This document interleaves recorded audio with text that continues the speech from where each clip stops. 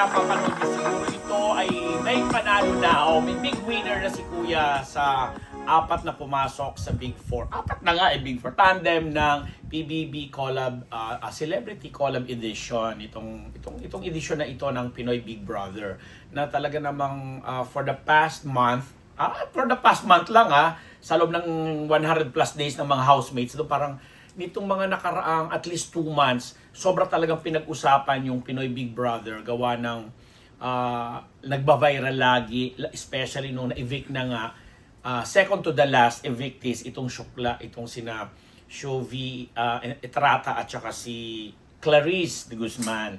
At ang pinakahuling ang na-evict, ito yung Dasby na talagang for the longest time na laging na-nominate itong si Dustin. Finally, nagbabay na. Sila nga ni Bianca ang pinakahuling na-evict sa bahay ni Kuya kasi nakumpleto na yung Big Four na sina Chares, ang tambalan ni Charlie at saka ni Esnir, ang Alsaver ni AZ at saka ni River, habang ang Breka naman ang dahil sumunod pa pala doon ang Rawi, ang Ralph at saka si Will, at saka yung Breka nga si Brent at saka si Mika. Anyway, July 5 yung schedule kasi ngayon July ano na ba ngayon? July 2 na, no? July 3 ngayon. Siguro nga pagdating pag na-upload namin ito may big winner na, kaya lang may mga samot-saring chika pa rin ang mga netizen at saka mga supporters na medyo na-disappoint sa edition na ito kasi kini-question nila considering na it's a collab between ABS-CBN and GMA7 at dalawa sa talaga namang pinakamalalaking network natin dito o broadcast network sa bansa. Parang naliliitan sila doon sa venue ng New Frontier na doon lang ginawa considering na collab nga. Kasi sa mga previous editions, talagang as big as Araneta Coliseum, tapos bonggang mga production, ang talagang laging nakikita natin na ginagawa or minamount ng ABS-CBN. But this time, yung mga bashers nagtatanong na dami-dami ang yayaman ng mga housemates ni Kuya, mga lalo na do itong pamilya ni na AZ at saka ni River na nung nakita nila yung mga mami nila River at saka ni AZ na pumasok, kitang-kita mo do yung pagiging sosyal, pagiging mayaman, etc.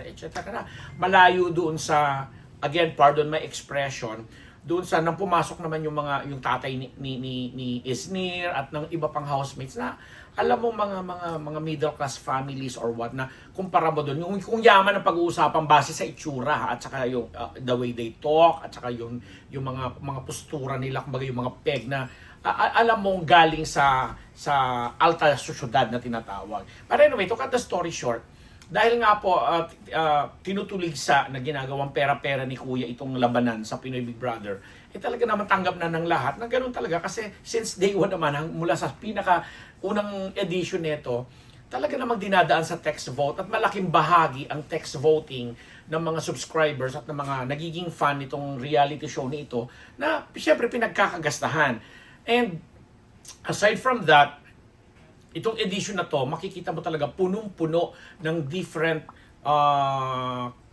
kind ng mga sponsors, ng mga brand, ng mga products na nakabalandra dun sa loob ng bahay, may drinks, may shampoo, may kung ano-ano pa, may sabon, panlaba, etc.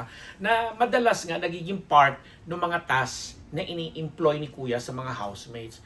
But the thing is, hindi pa rin naiiwasan na ikinukumpara ito sa mga previous editions kahit yung mga host nga gaya ni Melay Cantiveros, ni Robby Domingo, na Bianca Gonzalez, Enchong D, na naging bahagi din sila na minsan ng bahay ni Kuya, hindi nila naiiwasang sabihin itong edition na to na collaboration between GMA and ABS is really, really different from the previous editions kasi nga parang ibinalik yung dating sigla, dating ningning, dating kasikatan. Ang disadvantage nga lang is since nawala na ng franchise ang ABS-CBN, yun, hindi mo masasabing kasing lakas na nasa mainstream television or yung palabas na ito. Kasi if I remember it right, kami bilang isa sa mga publicists ng Pinoy Big Brother since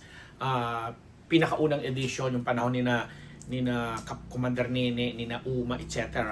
hanggang sa inabutan namin yung aking alaga dati si Wendy Valdez, di ba naalala mo?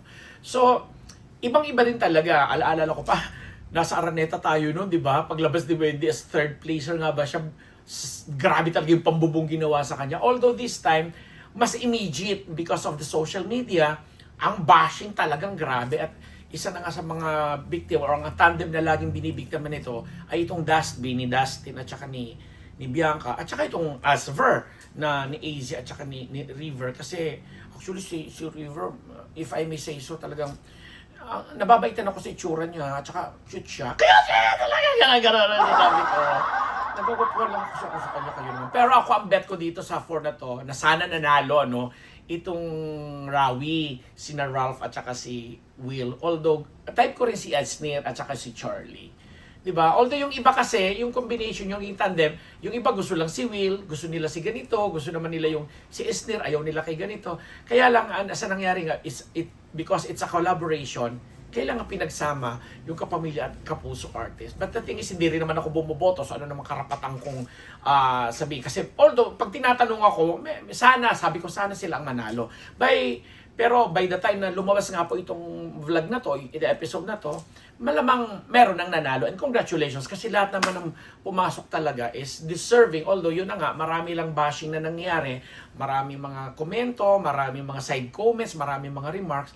But still, napatunayan ng edition na to na tama ka kuya, gumana ka talaga at hindi mo man maipaliwanag kasi ang nakuha namin explanation doon sa mga dati namin katrabaho na nandiyan pa sa PBB is ganun daw talaga dahil walang franchise, nagtitipid, and since ang collaboration na with GMA7 is naipapalabas ito sa GMA at mas naipopromote ito. Pero syempre, kumbaga debatable pa rin yung issue na alin ang mas maraming nanonood doon sa ibang platform ng ABS or doon sa mainstream TV ng GMA. So marami pa rin ganong issue. Pero ang importante, na ibalik nga ng Pinoy Big Brother collab edition na ito, yung sigla at ningning ng reality show na nabanggit. Di ba? Ganun lang yung simple. And ganun talaga, let's admit it, negosyo is negosyo. Pinagkakitaan yan at mayroong mga celebrities at mayroong mga pangalan dyan na uusbong, sisikat, na kasi sabi nga naman, napatunayan na ng maraming beses dyan sa PBB na hindi naman lahat ng nagiging grand winner dyan ay nagiging big star. With all due respect kay Maylay Cantiveros, kay Kim Chiu, sino-sino pa ba ang mga talaga nagkaroon ng pangalan, sina May Entrata, May Entrata, at saka marami pang iba na mga naging celebrity housemates ni Kuya or naging housemates ni Kuya na talaga nagkaroon ng career sa industriya. But yung iba, mas pinili na yung mga pribadong buhay nila at yun nga, yung nagain na lang nilang experience ang gusto nilang manatili. At naging celebrity din sila somehow.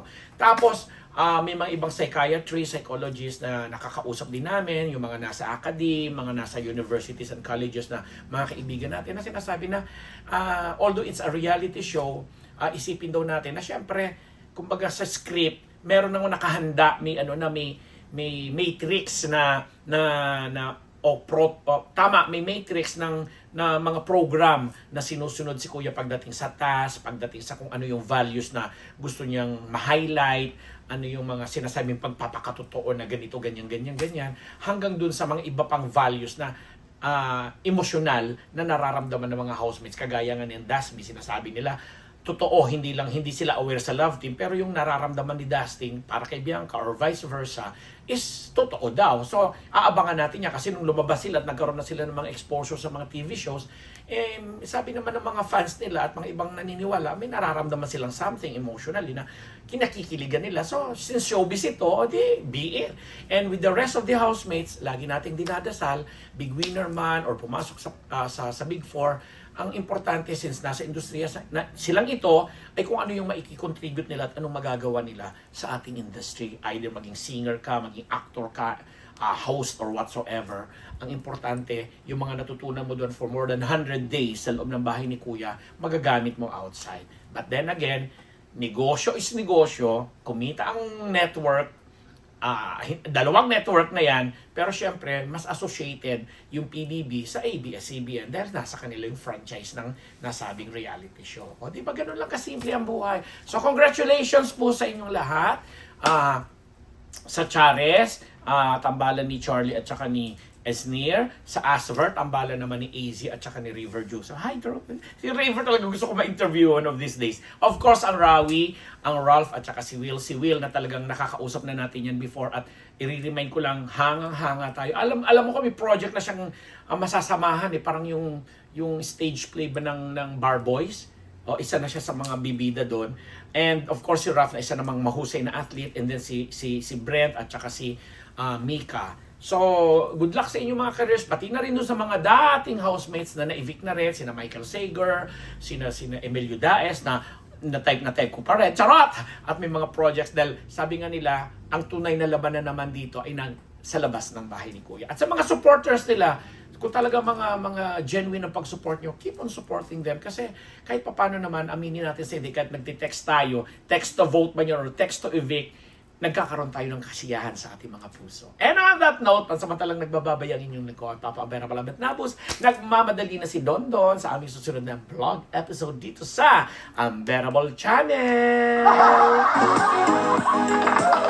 Oy, shoutout sa mga sponsors ha. Pati na kina Marietta Green, kina Lani Chulenko Lani Michelle, o yun, Sophie Estevez, Lolita Di Dios Katsuki, at sa lahat, kina Bel Constantino at maraming pang iba.